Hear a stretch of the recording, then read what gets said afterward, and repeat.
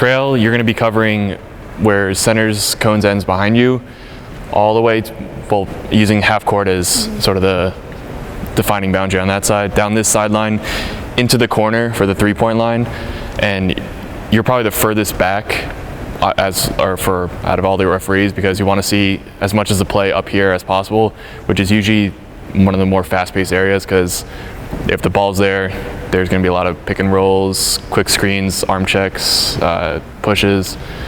You're also responsible for marking a lot of the threes.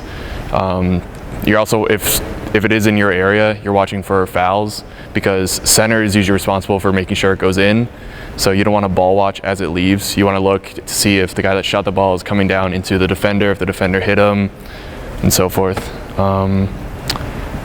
Right, so like you said, this is probably going to be like the highest point that you're going to be standing at. So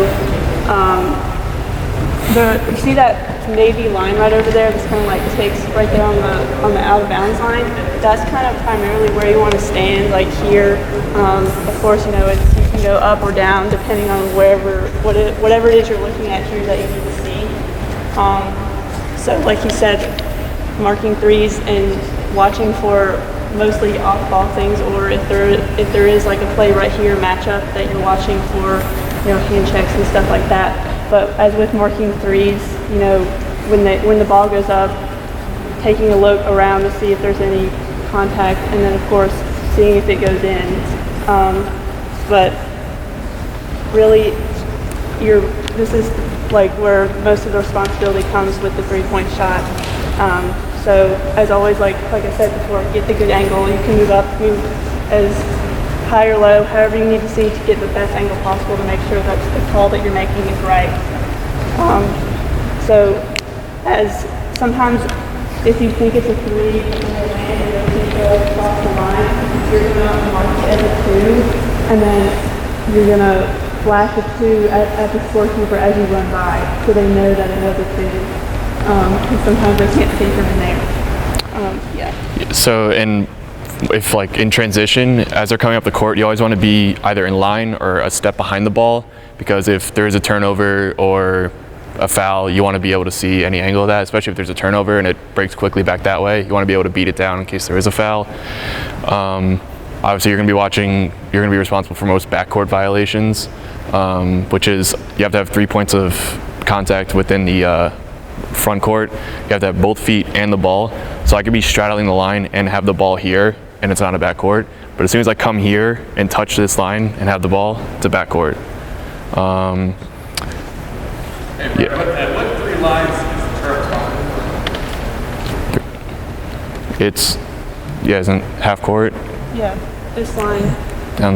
And then just a little bit of the baseline.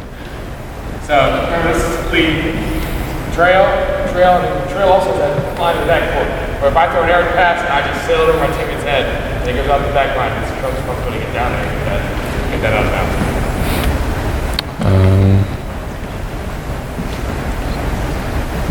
Not sure if there's anything. Is that all?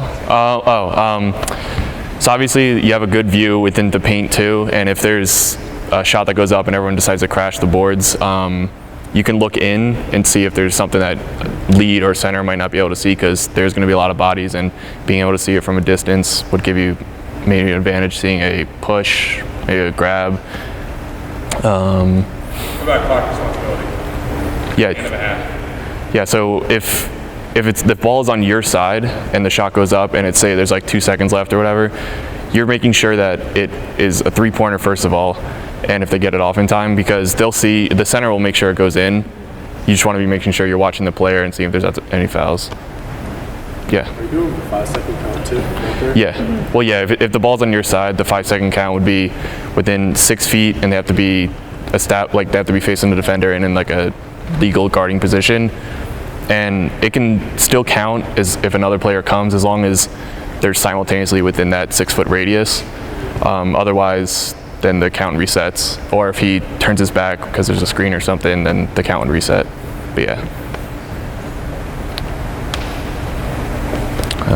If there's something going on beyond the three-point line, or action's kind of limited out here, where should they stand? Yeah, so if the ball's immediately around here and there isn't a an intense matchup right here, you can move down a little bit to help out, because if the strong side is ball side and lead decides to maybe shift over, you want to be ready to come down into the center position, because it just makes rotating easier, and you don't want to miss a foul because you're standing all the way out here.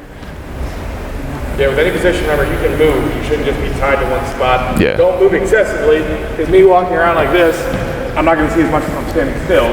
So move to a place, make it have purpose to get to a place, but don't get caught standing in half court when the ball is down here. Because then when you go to call a play, you're standing back there, your credibility is a lot less, and it could be the correct call.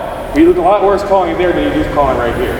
So you can move in your zone as you see fit. If you feel that it gets you a better angle, it makes your calls look more credible, or the matchup isn't there. If there's no one standing right here, the ball's right there, you should not be standing all the way back here watching that action or watching something down here in the corner. You can take a couple steps down and then move with purpose. And if the ball ends up going out anywhere above this or in this area, you always want to be like furthest down the floor from the ball, because if you're on the opposite side of the player and it gets turned over, you're going to be stuck behind them and not necessarily be able to get down the floor quick enough. So you always want to be able to see as much of the floor as possible. You don't want to be caught being down too low, and making sure that you can see enough of the floor as you can.